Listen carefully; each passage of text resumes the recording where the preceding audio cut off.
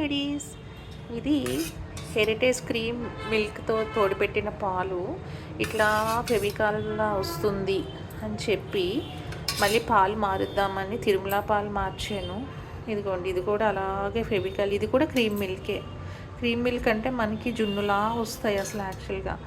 ఇలా వస్తుంది. ఇలా నేను 20 డేస్ నుంచి ఇబ్బంది పడుతున్నాను చాలా.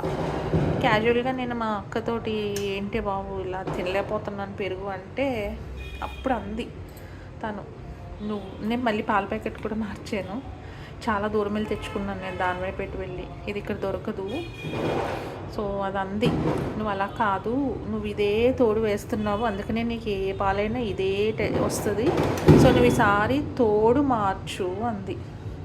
నాకు తోడు నేనే వెళ్ళి మళ్ళీ ఇదిగోండి విజయ పెరుగు కొనుక్కుని ఇప్పుడు తోడు ఇదిగోండి ఇందులో తోడు మారుస్తున్నాను, చూద్దాం.